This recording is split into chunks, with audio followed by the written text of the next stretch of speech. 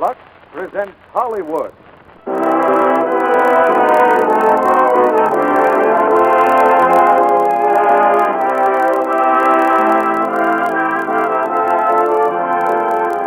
Lux Radio Theatre brings you Rosalind Russell, George Brent, and Chester Morris in Flight for Freedom. Ladies and gentlemen, your producer, Mr. Cecil B. DeMille.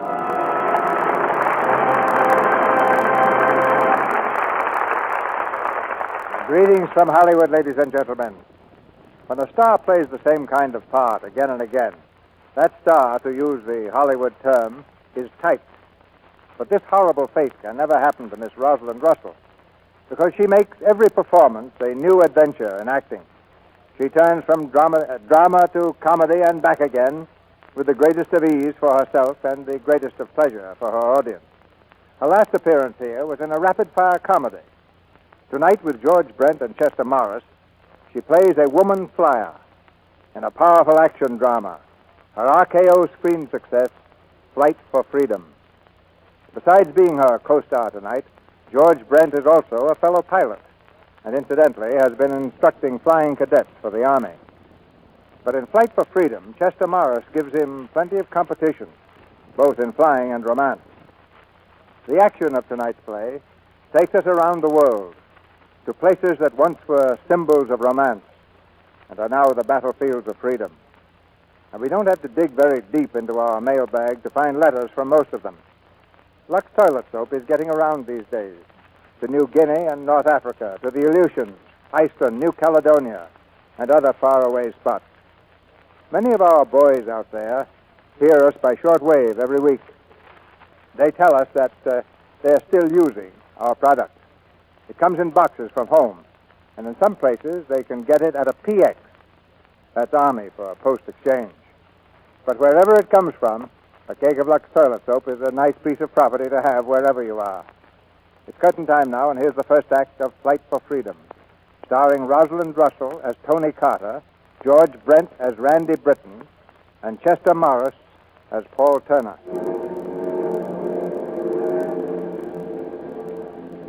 Over targets. All objectives as indicated. Launch the attack group.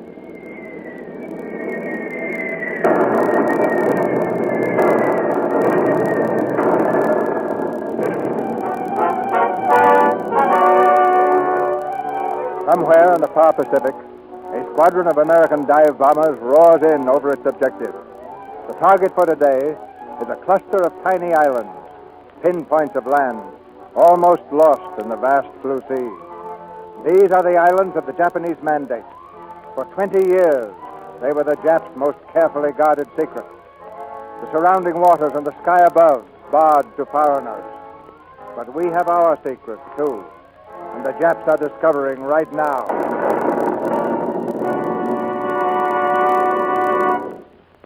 As our planes know where they're going and what they'll find, and the success of our attacks depends, strangely enough, on the career of a pretty girl. It began back in 1932, when she was making her first solo flight. As she came in over the runway, another flyer was preparing to take off. The girl's ship wavered uncertainly, and then swerved toward the second plane.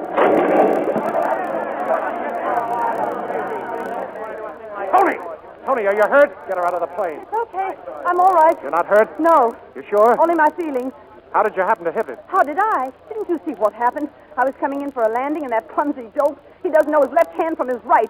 Oh, Paul, my first solo, and it had to wind up this way. You were fine, Tony. You kept your head. Most of my students would have crashed good. I'm proud of you. Miss Carter. Yes? I'm from the Department of Commerce. I'm afraid I'll have to ground you for 60 days. But you can't do that. He ran into me. Of course he did. Did you see it happen, Paul? Did you? No, but I know... Then what makes you say it's her fault? Why, she's one of my best students. Look, what would you say when a girl on her first solo flight collides with Randy Britton? Hey, hold it. Somebody mentioned me? Oh, hi, Paul. Hello, Randy. Was it one of your dodos that clipped me? Yeah, first solo. But this guy's handing out 60 days on principle. First solo, huh? Same thing happened to me on my first solo. Look, Commerce, did you see the accident? No, but I know Well, I'll tell you. It wasn't the dodo's fault. I was taking off against traffic. You mean you were on a lift? Well, yeah, I was in a hurry. Well, okay. Thanks, Randy. Oh, forget it. Where's the kid? Sorry to give you such a scare, kid. Thank you very much.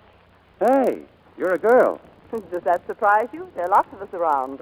Oh, yeah, but not in pants. What? Paul, I thought you made it a rule never to teach women. Only when they're good. Well, is this one supposed to be good? Well, at least I know my left hand from my right. Now, look, honey, I didn't mean to start anything, but if I'd known you were a girl, I'd have let him ground you. Oh, now, you're just kidding, aren't you? I know your type, even to the pants.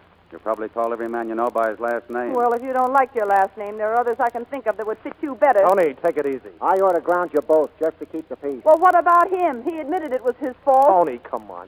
Now, you don't want to make trouble for Randy. I didn't until I met him.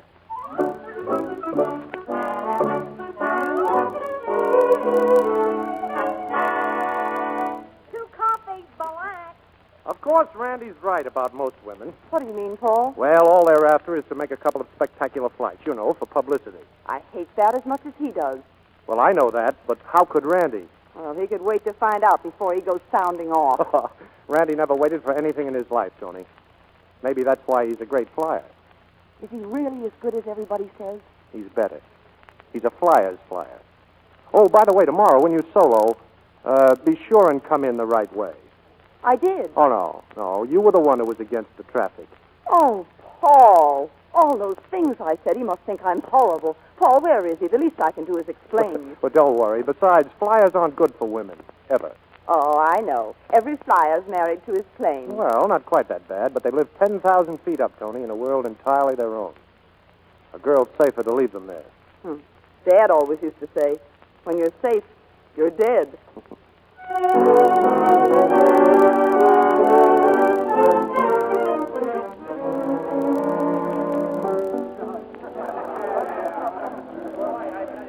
Excuse me, lady. No ladies back here. The front room, please. I beg your pardon? This room, no ladies. Well, isn't this where the flyers hang out? That's right. Well, I'm a flyer. May I have a table, please? Look, it's like a club. See? It's just for men. Well, Johnny always lets me eat back here. Who? Johnny. Or don't you know who you're working for? Madame, I am Johnny. Oh, how nice. I'll just take this table. Lady, if you wasn't a lady, I'd chuck you out. Maybe I should. Well, maybe you should take that up with Randy Britton. Huh? You a friend of Randy Britton? Well, yes, I... Did he say to meet him here? Well, Why didn't you say so? Huh? If Randy says okay, okay. Hiya, boys. Hello, Randy. Hey, Randy, over here. Hiya, Johnny. Your lady friend, she's waiting. My lady friend. I'll be back with the menu. You know? Yeah, sure. Hello. Hello? Well, if it isn't, who is it? The dodo. Oh, sure. Say, you better be careful. You look almost like a girl. Did you tell Johnny you were expecting to meet me here? Well, here you are. I had to apologize somehow. I mean, the accident being all my fault. Who told you that? Paul, and you knew it, too. You should have said so in the first place. Oh, if I had, he'd have lost a student. How about a martini? Oh, thank you. I'd like one. Oh, Johnny, martinis. Two martinis, di qualità. Say, tell me something. Why do you object so to women flyers? Oh, now, look, honey, let's not go into that. But really, I'd like to know. All right? Because flying isn't a sport anymore. It's a business for professionals. Look, do the airlines use women pilots? No. Does the Army or Navy? No, but you can't judge And by I just that. don't happen to like women who try to be men. Well, I've never tried to be a man. I would like to be a good flyer, though. Why a girl with your looks wants to dress up like a grease monkey, I don't know. I presume that's supposed to be a compliment. Well, what I mean is, you look like a pretty special job to me. Why spoil it? Martini, extra special. Oh, thanks, Johnny. Thank you. Well, Dodo, contact. Contact. Very special, eh? Extra, Johnny. Now, scallopino veal, as usual. Well, it's the only thing fit to eat in the place. Veal scallopini? Oh, is this an invitation to dinner? Well, if you can stand it, I guess I can. Oh, well, may I have some clams first? Sure thing. Clams? Do you really like clams? I adore them. With sauce Delaware? Oh, I never heard of that. You never heard of sauce Delaware? Uh-uh. Well, lady, you haven't begun to live. I got ketchup. Johnny, get a cab. Well, can't a girl have some clams if she wants them? That's just what we're going to do. The best clams in the world with sauce Delaware. But where? In Delaware.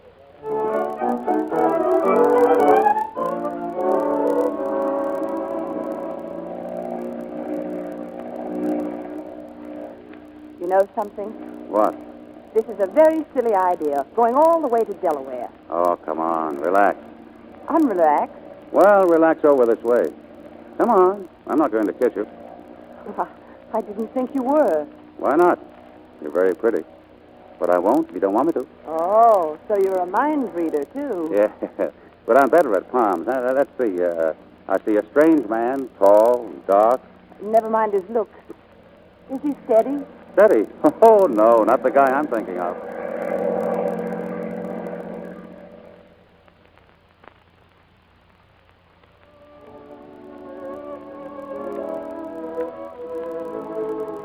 Well, how about it? It's beautiful. No, I mean the saw silhouette, not the scenery. Oh, marvelous. Hey, are you crying? What's the matter? Just my special reaction to beauty and to soft Delaware. Imagine being able to spend a whole week here. Well, hadn't we better start back home?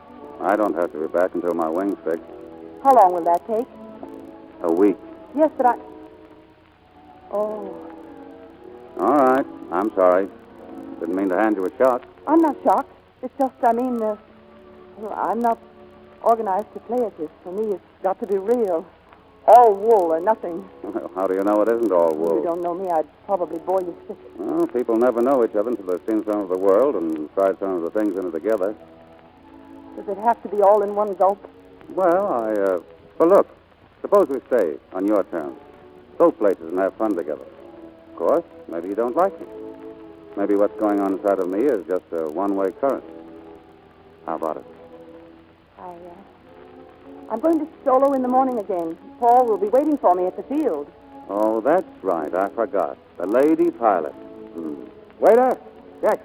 Oh, now you're mad. I suppose I would be, too, in your place. The coffee here isn't very good anyway. I'm sorry. Look, after the best clams in the world, we ought to have the best coffee in the world, don't you think? Well, where do you get it? Oh, Virginia Beach. Well, hadn't we better get started? Yeah.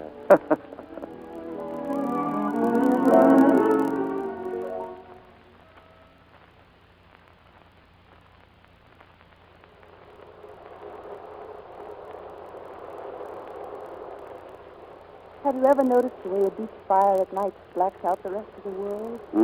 What? Sleepy? Just satisfied to have the rest of the world be you. You know, they say a good flyer is married to his plane. Well, in that case, my plane may have cause for divorce. They say good flyers live in a world of their own, 10,000 feet up. Who said? They? I didn't know there were any other people besides us. You're a flyer. You mean to say you don't know what's in my mind? Shall I tell you? You. You couldn't say that again, could you? Loses force with repetition. What would you say if I gave up flying? Why should you? Oh, to become a lady. Well, that's a good idea. What would you do? Well, what does a lady usually do? It might be fun to fix up a house. Interior decorating? Yeah, something like that. Yeah. And if I get bored, it might be fun to train young flyers. Oh, sort of a school? Yeah, something like that. Good idea. Oh, darling. Hey, tide's coming up. Got my foot. Oh, I hate to leave. So do I. We'll come back tomorrow night. Or will we? I guess we will.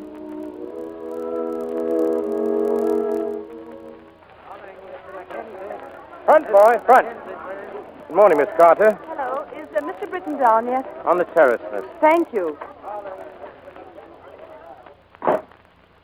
Good morning, darling. Hey, you look beautiful. Thank you, darling. Oh, here, I've got a present for you, beautiful. A present? Yeah, I had to get the jeweler out of bed to get it. Look, cigarette case. Oh, it's lovely. Yeah, look at this on the other side. They've made up a map of the states, see? Oh, what are those? Oh, darling, they're diamonds. Oh, I know, but... Oh, I see. One for New York, Delaware. And this one's Virginia Beach. All the places we've been. Yeah. Oh, thank you, darling. Thank you. Wait until next year. There'll be a stone there, one there. And one in Mexico? Sure.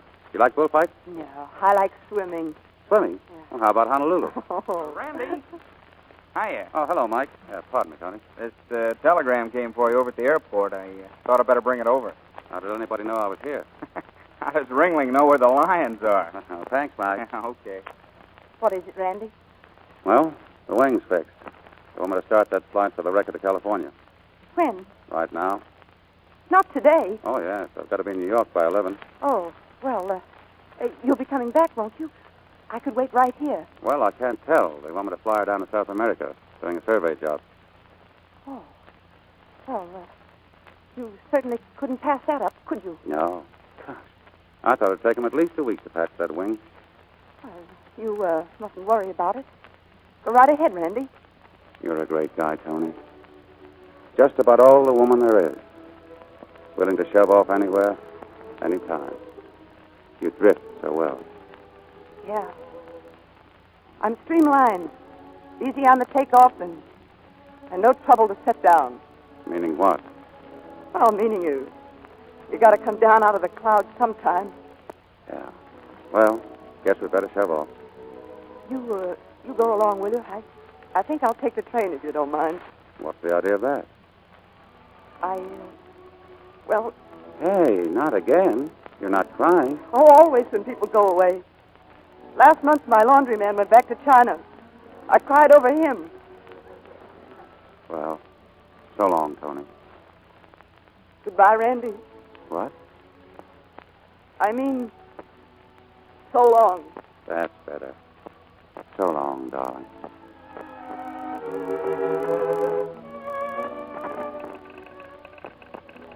Cablegram from Randy Britton, Rio de Janeiro, to Tonie Carter, Municipal Airport, New York. Message. Have you ever tried soft gaucho? Signed, Randy.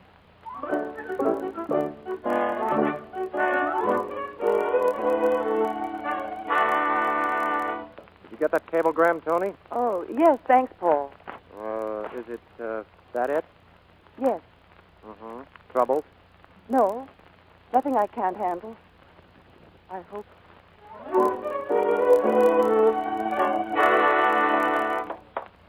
Hand me that small wrench, Mac. Right. Hey, that's a nice-looking ship you got there. Yeah, ain't you, honey? Hey, haven't I seen you somewhere? Not for a couple of years. Who owns this ship? Paul Turner. He's entering her in the Bendix race, New York to Los Angeles. Well, good for him. Where can I find him? In the office. Thanks. Hiya, Paul. So you finally got yourself a ship, huh? Randy, how are you? Okay. I thought you were in South America. Just got back this morning. Yeah, for good? Quien sabe. I'm supposed to meet a gent at the National Air Races in Los Angeles this week. Got an idea for a new airline out near Singapore. Say, one of your boys tells me your ship's entered in the Bendix. Yeah, that's right. I'm going to win it, too. Built the ship myself. Well, who's going to race it for you? Well, I don't know yet. I don't suppose you'd be willing. Sorry, Paul. I promised my backers I wouldn't try unless it was for them. Oh, that's too bad. Say, Paul, do you remember that girl, Tonie Carter? Used to be a student of yours? Yeah. Do you happen to know where she is? I've been chasing all over New York trying to find her. Well, I thought, didn't you two quarrel or something? Oh, no. Oh, maybe she got a little sore when I didn't write. You know how it is when a guy gets busy. Oh, yeah. Well, the next time I see her, I'll tell her you're in town, huh? Well, what happened to her? Did she give up flying? Well, that was your advice, wasn't it? Well, I didn't think she'd take it. Maybe you have more influence on women than you think. Well, so long, Paul. Nice to see you. Good luck in the races. Thanks.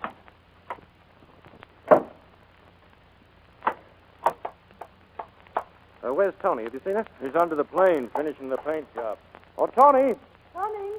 Hi, Paul. Just finishing that last coat. You want to help? Oh, I've got some news that may interest you. Oh, have you found someone to race it for you? No, but Randy Britton's back. Oh? He was looking for you. I didn't tell him where you were in case you wanted to know about it first. Well, it doesn't matter, one way or the other. He's leaving town soon if you want to see him. I don't care especially about seeing him. I wish you could say that and mean it. Oh, incidentally, how would you like to race this ship? Paul, you wouldn't. I've never trusted the luck, Tony, but this time I want to play my hunch. Oh, but Paul, darling, you shouldn't. You ought to get a really good pilot. I'm only being practical. The top-notch pilot racer, he'd get all the credit. But if you win, a girl, well, you see, I'm being selfish. Oh, you don't know how to be, but I do. So don't tempt me now, or I might say yes. You have, Tony. You race the ship. Oh, but Paul, look. I mean, if you... Oh, Paul.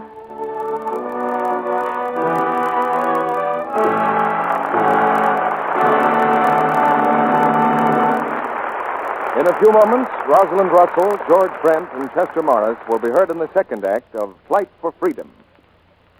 But right now, Mr. DeMille will bring us a message of the highest importance. A message from the United States government.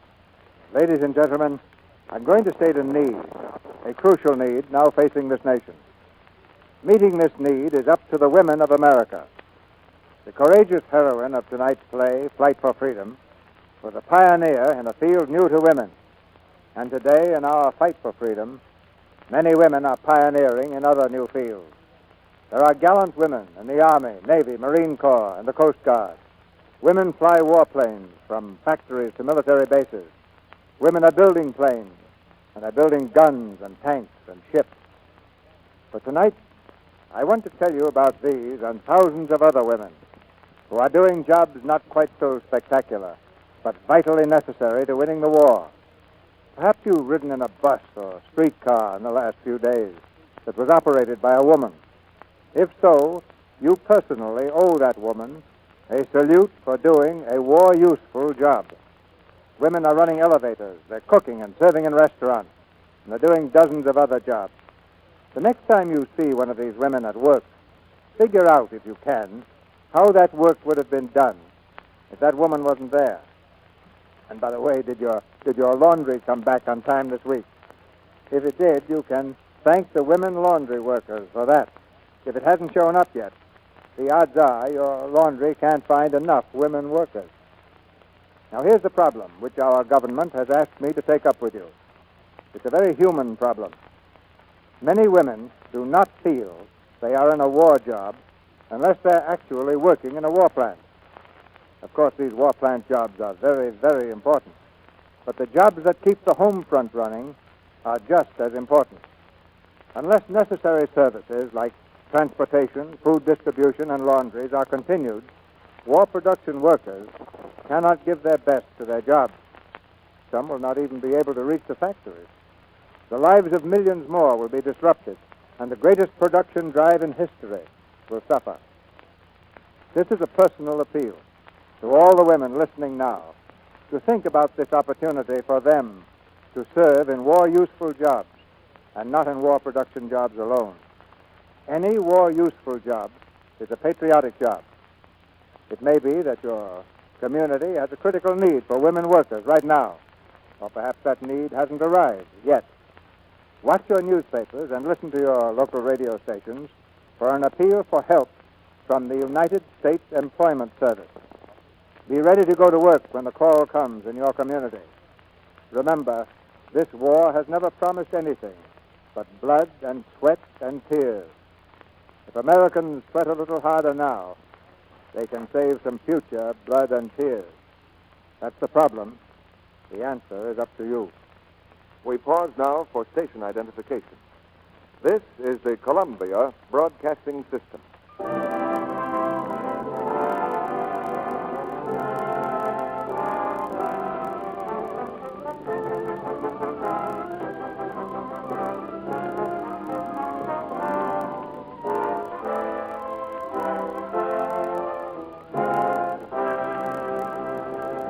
Act 2 of Flight for Freedom, starring Rosalind Russell as Tonie Carter, George Brent as Randy Britton, and Chester Morris as Paul Turner. Plane number 5 on the line. There's takeoff.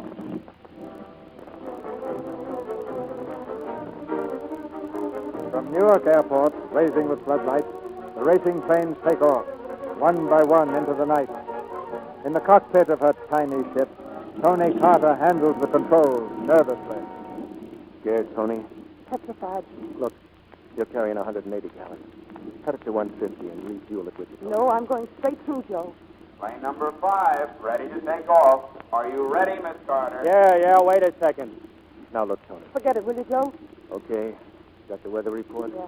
Headwinds all the way up to 18,000 feet. At 20,000, I could catch a nice 30-mile tailwind. You could catch more than that without oxygen. Well, the worst that could happen to me is that I'd have to come down again to 10,000. Yeah, if you still had the sense to.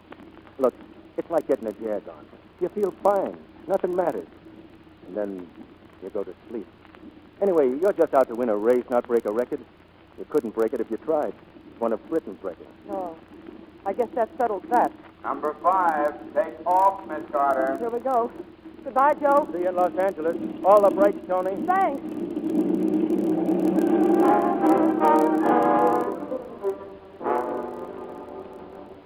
Here in DX, Wichita, Kansas, all the contestants of the Bendix race are fighting adverse conditions.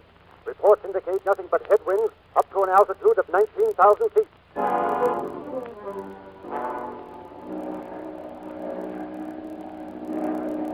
You're only 17,000. You can't get any place against this wind. It'll blow you back to Newark. Go on up a little.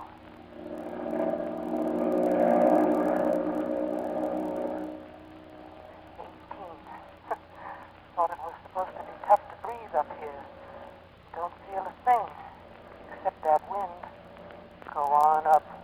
If you're okay here, you'll be all right up a little.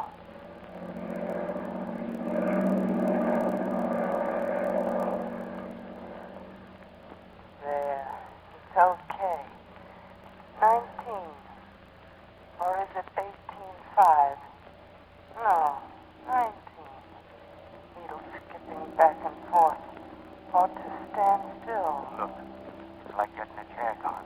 You feel fine, and then you go to sleep. Feel fine. You feel fine, and then you go to sleep. The worst that could happen to me. The worst that could happen. You feel fine. You feel fine, and then sleep. And then sleep. And then...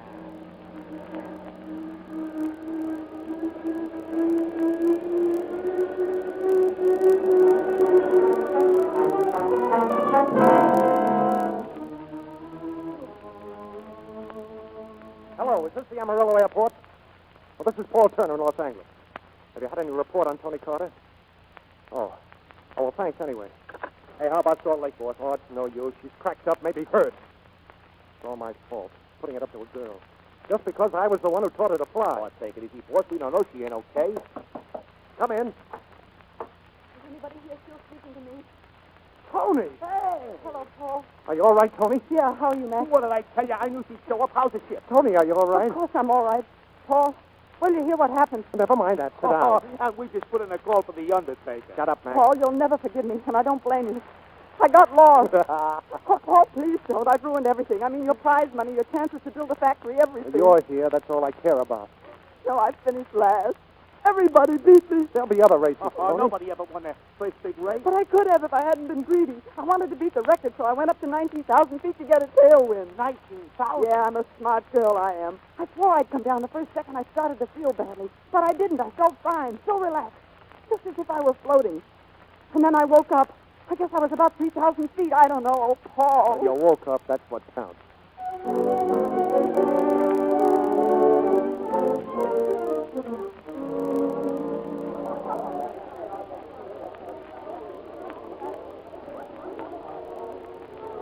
I didn't think I'd feel like dancing again ever. Oh, you've been swell about it, Paul. Oh, sure.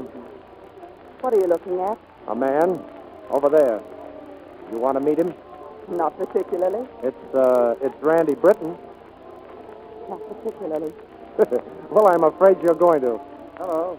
Mind if I cut in? Hello, Randy. I'll see you at the table, Tony. Hello. Hello. I've been away, you know. Yes, I know. I've been away for 2 years. 2 years. That's a long time. I guess you've forgotten how I felt about you 2 years ago. It's worse now. I hear you're going out to Singapore. I don't have to leave for a couple of days. That's just fine. Let's go and sit down with Paul. What's the matter? I'm tired.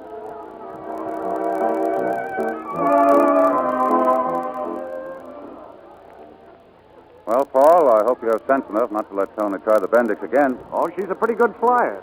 Being a good flyer isn't enough. What happened, Tony? Get off your course? I followed a railroad and found out too late I was on the wrong track. Oh, that can happen to anybody. Yes, I know. Hey, that's a nice cigarette case, Tony. I'm glad you think so. I've always liked it myself. New York, Delaware. Ever think of adding any more stones to it? No, I like it the way it is.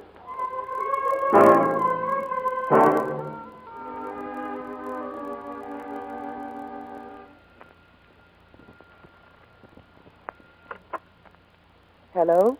Tony, this is Randy. Were you asleep? Yes. Well, did you know I'd call? Listen, Tony, have you ever tasted the crab at Fisherman's Wharf in San Francisco? We could make it tonight. Sorry, I'm not in the mood.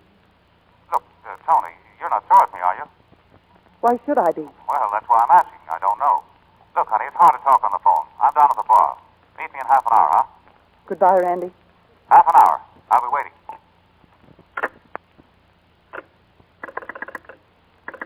Hello? Hello? Yes?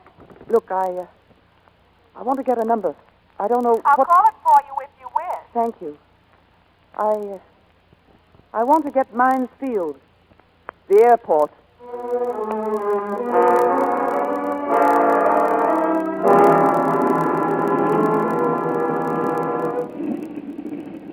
All set, Miss Carter. Thanks. Where's that official? Right here. I'll clock you as you take off.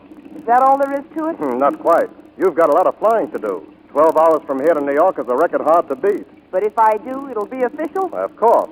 As long as the seal on that barograph is intact. Okay. Thanks.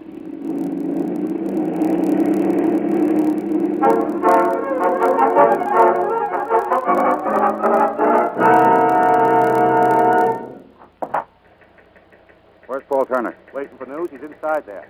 You want me, Britton? Yeah, I've been looking for you. Yeah, what do you want? I ought to spatter that map of yours all over the wall. You think I knew she was going to take off? No, it sure you know it. You and that trick plane of yours. That's all you care about. You're quite a flyer, Britton. But you couldn't think your way from here to that spittoon. I know what the odds are against You're it. dead right, you do. And if she crashes, it's because she's only had 2 hours sleep in the last 48. And still you let her try it. You think you're the only person in the world who cares what happens to Tonie Carter? Never mind the hymns. It's how it pays off. I'm leaving for Singapore tonight, but if she cracks up, don't think I won't be around with the collection plate. And if she's hurt, if anything happens to her... Shut up a minute, will you? I don't blame you for feeling like that, but you see, she isn't going to crack up. She's practically in New York by now. What? A little over an hour ago, she was reported only 350 miles out of Mitchell Field. 350? That's the last word we had. Hey, Turner! Here it is! Is she in New York? Mitchell Field, 1:06 p.m. An hour and 10 minutes ahead of my record. Hey, she's made me look like a dope.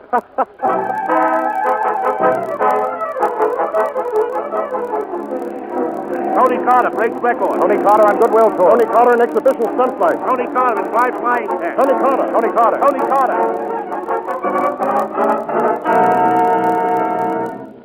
Sit down, Miss Carter. Sit down. I got the table already. Thanks, Johnny. What a flight. Blind from Chicago to New York. Look, I got your name up on a nameplate. Right there from now on is where you hang your hat in this place. Oh, I should have worn one tonight. Mike Martinis. There's great names on those nameplates. Only the best. Look, I put you right next to Randy Britton. How's that, eh? Randy Britton. Oh, that's fine, Johnny. Sure. Oh, I miss that guy. 3 years now he's gone. Where? Singapore. What's he wants in Singapore, right in the hot spot, the middle of the world? Tony. Oh, hello, Paul. I'm sorry I'm late. Martini. Right on time. Mike, the menu. Well, here's to a great flyer. And better than that, Tony, a flyer's flyer. And here's to you, who made it all possible. Well, how about what you made possible for me? The business, the factory. Oh, you paid me back plenty, Paul, by financing my flight. Well, hereafter, you can do your own financing. Out of your account in the Guardian Bank. I don't happen to have any account in the Guardian Bank. Oh, yes, you have. You've had one for years. You see, we've been partners, whether you liked it or not. Oh, now, Paul, you didn't. According to the last statement, you have, let me see, just a little over $100,000. $100,000? Oh, darling, it's so like you, but I don't want it, honestly. Oh, well, not now, maybe, but later. After you quit. After I quit what? Flying? Sure. Tony, why don't you call it a career? Now, why not quit now while you're top? Oh, what on earth would I do with myself? Well, you start a brand new career, but with the same partner. Married. Oh. Well, we'd make a success of it, Tony. I know we would. You see, it would be my career, too, because you'd be all I'd ever lived for and worked for. Well, will you?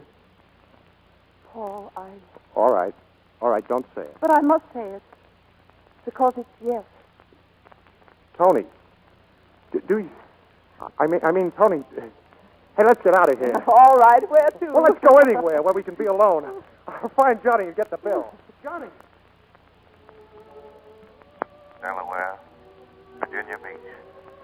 Ever think of adding any stones to it? What's that? Go on. All right, never mind. Come on, Tony. I tried to pay the bill, and Johnny wanted to kill me. Paul, before we're married, there's one more thing I have to do. Sure, darling, what? I can't explain it. Maybe I don't even know myself. But I have to fly around the world. Right around the middle of the world. Alone.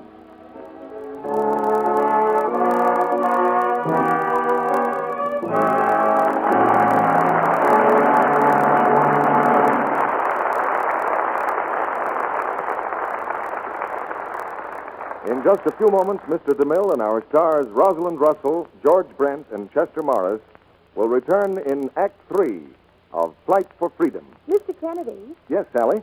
no matter how often you tell us how good Lux toilet soap is, I bet you never proved it the way I did the other day. How was that, Sally? Well, I spent the weekend visiting some friends. The water's very hard where they live. So I tried the soap they had in the wash basin just to see how it lathered. Then I tried the cake in the bathtub, a different kind. Then I got a cake of Lux toilet soap out of my suitcase. Well, for soap that gives lots of smooth lather and does it quicker, I'll take Lux toilet soap every time. Well, Sally, you've just explained exactly what we mean when we talk about that luxurious Lux soap lather. Of course, you know, Sally, Lux toilet soap is a quality soap, made of the very finest ingredients. That's why each cake is so satin smooth, why you get so much rich lather so fast. No wonder screen stars say their complexion soap makes such a grand bath soap, too. That wonderful Lux soap lather feels like a caress on your skin. Leaves it really fresh and sweet in no time. Because the Lux soap lather is active, Sally, and does a thorough job. And now, here's a suggestion to all you ladies who haven't tried Lux toilet soap. Make Sally's little test for yourself. Compare Lux soap's lather with that of other soaps you've used. Even in hard water, see if you don't find it the creamiest, smoothest lather you've ever used. You'll enjoy the delightful perfume of this fine toilet soap, too. A fragrance like many delicate flowers. A luxurious bath soap, but thrifty, too, because Lux toilet soap is hard-milled to last and last. Try Hollywood Beauty Soap, Lux toilet soap. It's patriotic, you know, not to waste soap, so use only what you need. Always keep your cake of Lux toilet soap in a soap dish that's dry. Now, our producer, Mr. DeMille. After the play, we'll have a little hang-out talk with our stars. But now here's the third act of Flight for Freedom, starring Rosalind Russell, George Brent, and Chester Morris.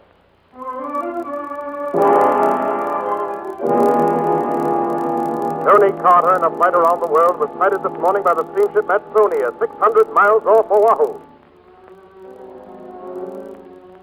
While the wings of Tonie Carter's plane cast a swift-moving shadow on the Pacific, a man waits in the office of the Navy Department in Washington, D.C.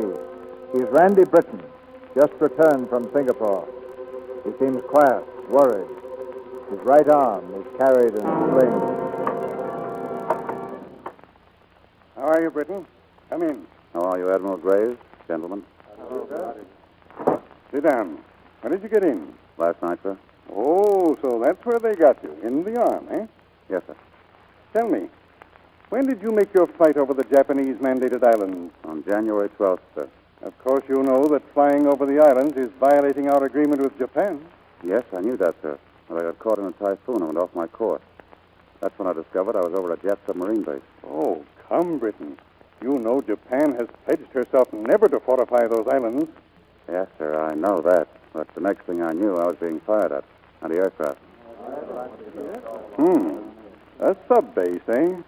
And probably landing fields and ammunition dumps also. Look at the map of the Pacific, gentlemen. An enemy arsenal. Its guns aimed at the Philippines, the Hawaiians, and at our west coast. Then there's a possibility of their attacking us? Not a possibility, a certainty. To protect ourselves, we must know exactly what the Japs are doing. I could make another flight over the area, sir. And if you were discovered? No, we've got to find an excuse which the Japs will accept for sending planes to photograph every square mile of these islands, and we'll do it soon. Before... Why do you keep looking at your watch, Britton? Are you anxious to get away? Oh, no, sir. You see, a friend of mine is flying to the Pacific, and I'm a little worried. She's an hour and a half overdue. Tonie Carter? Yes, sir. Friend of yours. Well, I'm a friend of hers. She was off Oahu with the last report. Yes, sir. Sturgis, leave word we are not to be disturbed for the rest of the day. Gentlemen, I think I've found the solution to our problem.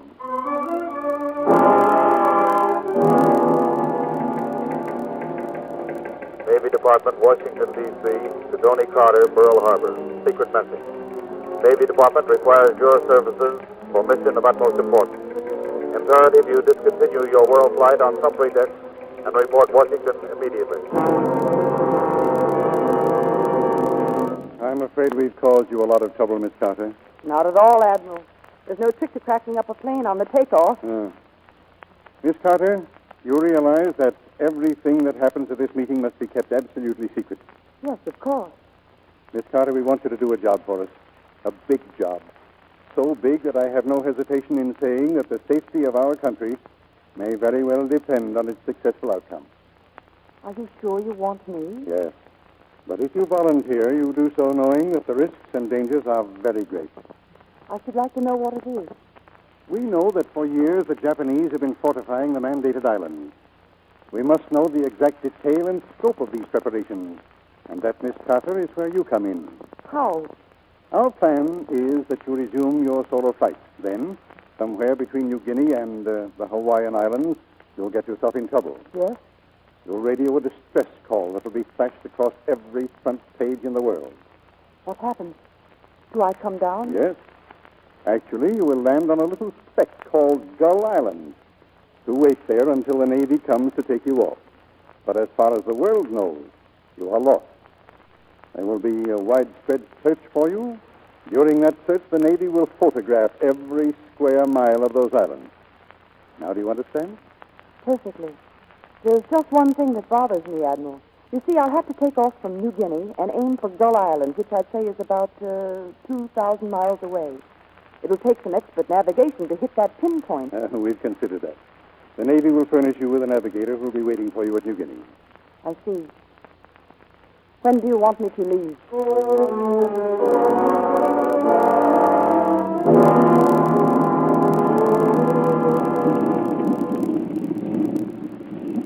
Well, Tony, I'll say goodbye and good luck. Paul, aren't you going to watch me take off? Well, if you don't mind, darling, no. Oh, Paul, you're not worried about this flight, are you? No, you'll make it. I'm sure of that. I wish I felt as sure as, well, about you. Me? Ever since you've come back from Hawaii, I've had the feeling that you've been shying away from me, as if there was something you were afraid to tell me Oh, about. now, darling, you've just been imagining things. You sure you haven't changed your mind? The day I get back, we'll be married. Okay, sweet. Paul, in case something does happen to me on this flight... Oh, you will make it all right? Yes, of course. But suppose I do have trouble and I have to come down. I mean, suppose you don't hear from me for some time. No matter what happens, I want you to know that I'm coming back. Sure you are. You're coming back. To me. So long, Paul. Happy landing.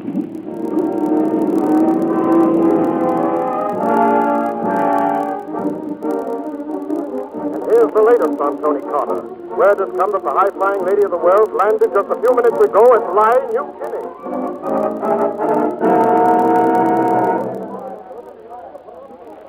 This way, Miss Carter. I've reserved the royal suite for you. Royal enough for a bath? With running water, 2 kinds, both hot. Lead me to it. Good evening. Oh, this is Mr. Yokohata, the proprietor. How do you do? Miss Carter, welcome to Lae, New Guinea. Thank you. Rooms are ready for you. The gentleman you were expecting has gone out. Huh? Gentlemen? Oh, yes. Yes, of course. It must be the mechanic.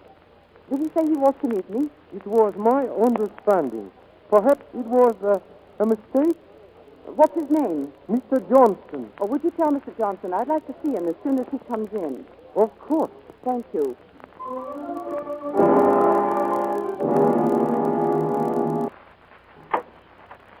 Hello. How are you, Miss Carter? What? Randy. Don't be surprised. At least not out loud. Close the door and come on out on the porch. What's all this about? What are you doing here? Oh, excuse me. I forgot to introduce myself. My name is Johnson. Harry Johnson, navigator. And you? Why not? I put in for the job. I figured you and I ought to make quite a team. You don't seem very happy to see me. Shall we talk business? Okay. What time do we take off? 6 in the morning. Better make it 5. It'll still be dark. I'll be hiding in the plane. I guess you know as well as I do how important it is for the famous Tonie Carter to get lost. Alone. Yes? And furthermore, Miss Carter, I might add that you strike me as being even better looking than you were, let's see. Was it 3 years ago when you stood me up at that bar in Los Angeles? Yep. A lot better looking than I thought. And believe me, I've been doing a lot of thinking lately. You know that feeling when you get up to 20,000 feet? Way up where the air is thin? Well, I've got it now. Tony, we can't go on like this. Just seeing each other every couple of years. Tony, you've got to marry me.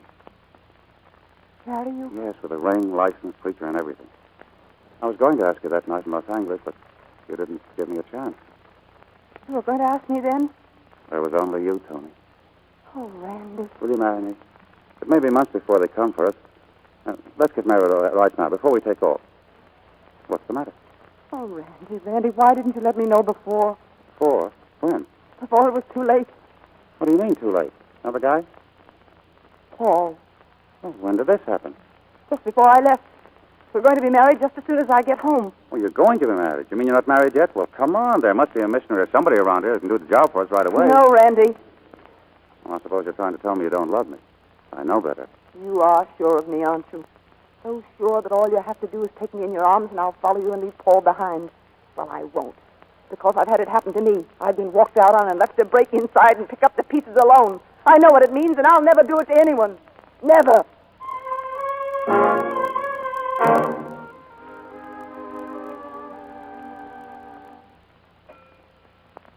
Good evening. Good evening. I just wanted to make sure my bill would be ready before I leave in the morning. Oh, yes, Miss Carter. It will be ready. Thank you. Good night. Good night. Shall I also make up a bill for Mr. Britton? Huh? What did you say? Mr. Randy Britton. Aren't you making a mistake? Oh, Mr. Britton is too famous a flyer for me to make mistakes. He take off with you, yes? Where on earth did you get that idea? So difficult, finding so small place like Gull Island.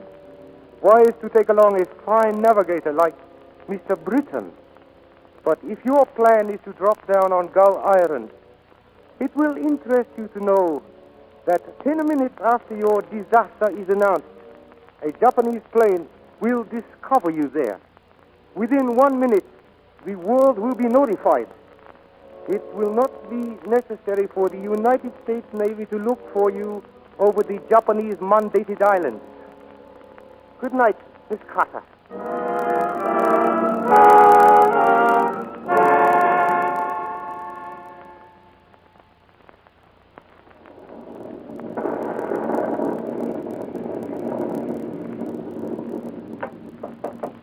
Who is it?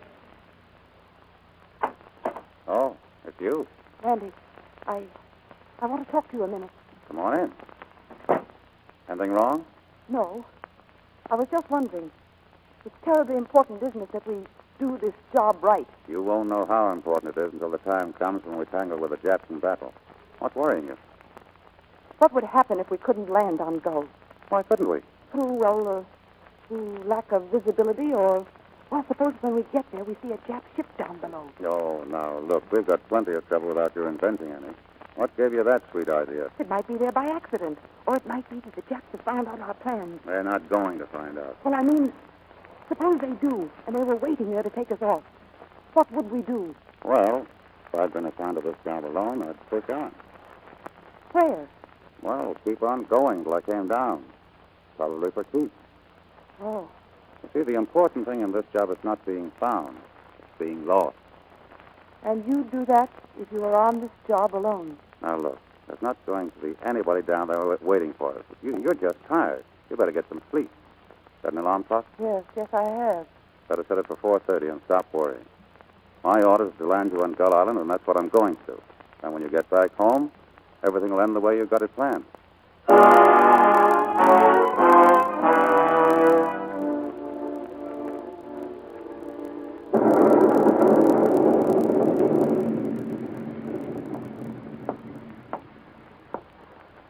Randy, is that you? Yeah. I thought you were going to get some rest. Still worrying? Not anymore, but I can't sleep. Neither can I. I guess it must be the rain. Look at it. Like a curtain, blacking out the rest of the world. That's funny. I was just thinking of the last time you said that. Driftwood fire on the Virginia beach. Remember? Yes. Yes, I do remember. It was a wonderful evening, wasn't it? Tony, if I'd asked you to marry me that night, would you have said yes? Yes. You would? Right off? Hardly knowing it? I think I was in love with you, Randy, before we met. Just hearing about you. And then after we met, I knew for certain and all at once that you were the only thing in my life. Now I'm washed up? Now. Every time I see you, Randy, life begins for me. And it stops every time you go away. It's been like that since the first time I heard your name. Tony. Randy, Oh, Randy. You know what this means, don't you? Yes. You're never going back to what you planned. No, darling. I'm never going back to what I planned.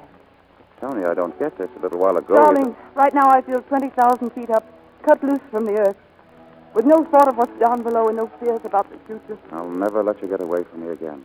We'll be married and settle down. Yes. Of course, settle down. I'll keep on flying. That's my job. Oh, yes, Randy, you must always keep on flying. And we'll build a house. Where do you want it? Well, now, let me see. Must I decide this minute? No matter where, it'll always be my landing field. How do you feel about families? Families? Oh, I like them large. So do I. How about 3? 3? I always planned on 5. 5? All right, 5. All boys. 1 girl. Okay, 1 girl. And I can tell you right now which one's going to be my favorite. The girl? The 1 girl. The only girl. From now on, Tony, it's you and me for keeps. Oh, yes, Randy. For keeps.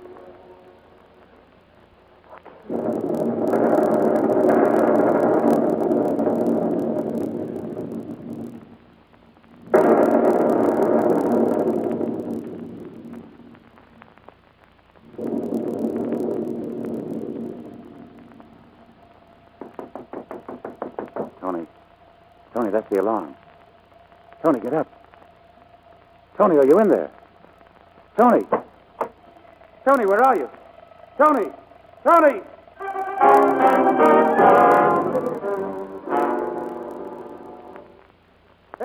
Hey, mechanic.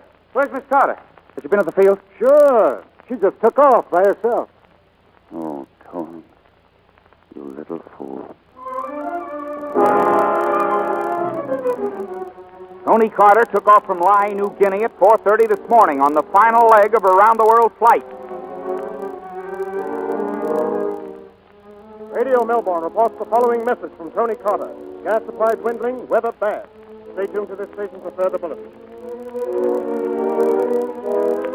Our shortwave listening post reports no further word from Tonie Carter. Growing concern is felt for the safety of the courageous woman flyer.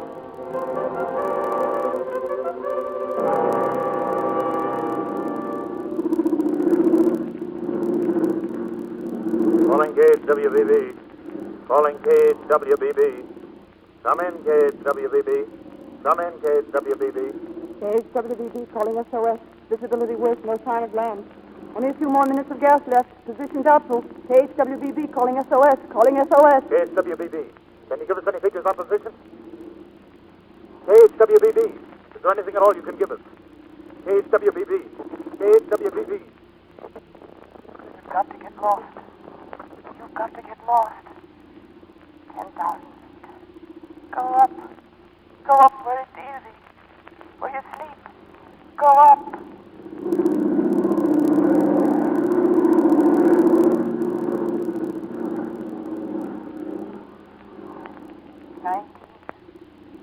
$19.5. Go up. Go up. Feel fine. And then you go to sleep.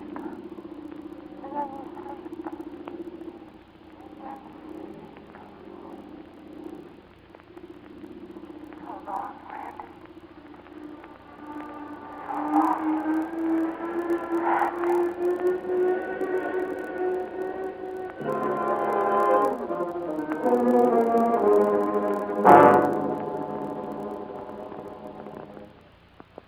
Somewhere in the Pacific, a girl was lost. They never found her, but her life was not given in vain. Now, as our battle squadrons roar over the Japanese islands, they know where they are going, and they know what they'll find. And a man at the controls of a dive bomber presses the release button and delivers a screaming message of death to the Japs. And with each bomb goes a prayer. Make it count. This one's for you, Tony.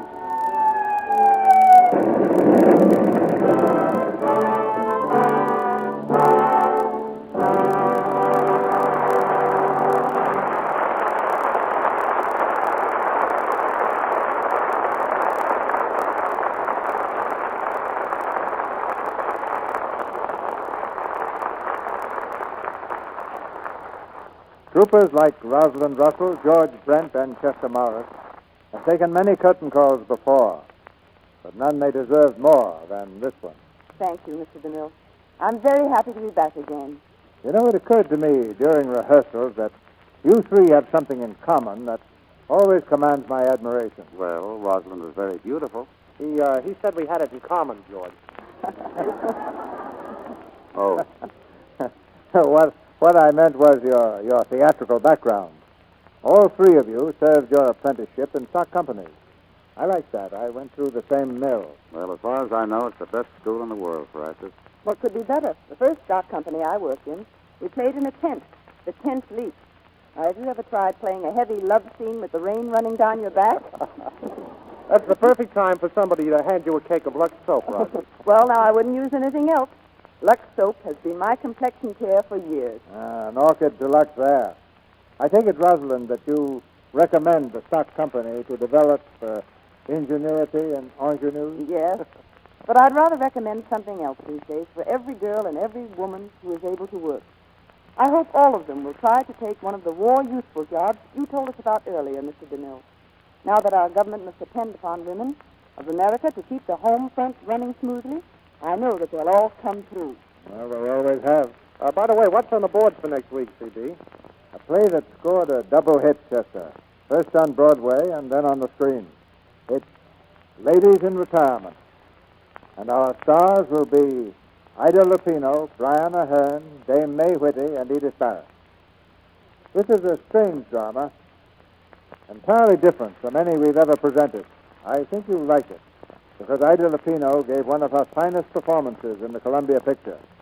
And next Monday night, Brian Ahern, Dame May Whitty, and Edith Barrett join her to head a cast of Hollywood's finest players. And that's a play with plenty of surprises, C.B. Good night. Good night. Good night. Good night. Good night.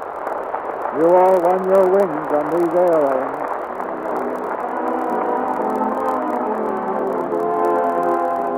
Our sponsors, the makers of Lux Toilet Soap, join me in inviting you to be with us again next Monday night when the Lux Radio Theatre presents Brian Ahern, Ida Lupino, Dame May Whitty, and Edith Barrett in Ladies in Retirement. This is Cecil B. DeMille saying good night to you from Hollywood.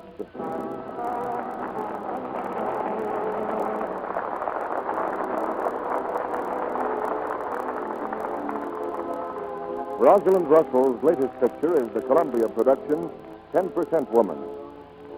Heard in tonight's play were Merrick Windheim, Charles Calvert, Charlie Lung, Fred Mackay, Norman Field, Truda Marson, Charles Steele, Eddie Marr, Herb Vigran, Robert Harris, and Howard McNear.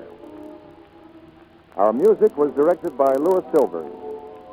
And this is your announcer, John M. Kennedy, reminding you to tune in again next Monday night to hear Ida Lupino, Brian Ahern, Dame May Whitty, and Edith Barrett in Ladies in Retirement.